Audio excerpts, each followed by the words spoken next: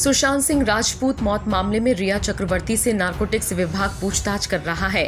रविवार को भी रिया से लगभग 6.5 घंटे की पूछताछ हुई थी। सूत्रों की माने तो रविवार को रिया से हुई पूछताछ को समय से पहले ही खत्म कर दिया गया था। दरअसल एनसीबी ने जब रिया और भाई शौविक को आमने सामने बैठाकर पूछताछ की थी तो रिया भावुक हो गई थी और रोने लगी थी। सवालों की फेहरिस्त लंबी थी, इसलिए एनसीबी ने रिया को सोमवार को दोबारा बुलाया। सोमवार सुबह 9:30 बजे रिया एनसीबी दफ्तर पहुंची।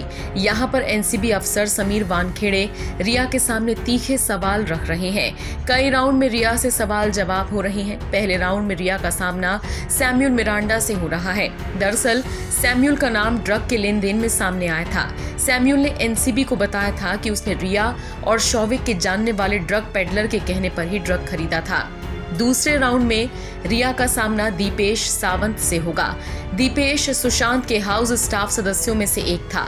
दीपेश ने एनसीबी को बताया था कि वो 5-6 बार ड्रग पेडलर से मिला था और उन्हीं से ड्रग लेकर सुशांत के घर आया था। सूत्रों की माने तो दीपेश ने एनसीबी के सामने रिया का नाम लिया। हालांकि दीपेश के तमाम आरोपों को रिया ने एनसीबी के सामने ही नकार दिया था।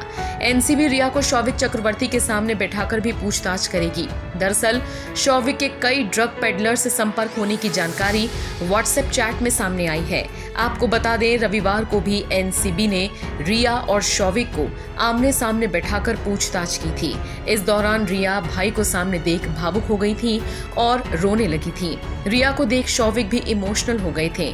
दोनों भाई बहन की आंखों से आंसू निकल पड़े थे। हालांकि थोड़ी देर बाद दोनों भाई बहन नॉर्मल हो गए थे। इसके बाद एनसीबी ने पूछताछ खत्म कर दी थी। आज एक बार फिर पूछताछ पूरी करने के लिए रिया, शौविक, सैमुअल मिरांडा, दीपेश सावंत एनसीबी दफ्तर में मौजूद हैं। आज एनसीबी बेहद सख्ती से पूछताछ कर रही है। एनसीबी के पास कई सवाल हैं जिनके जवाब जानने की कोशिश की जा रही है। रिया के तमाम कॉल रिकॉर्ड्स, व्हाट्सएप चैट सामने रखकर जवाब मांगा जा रहा है।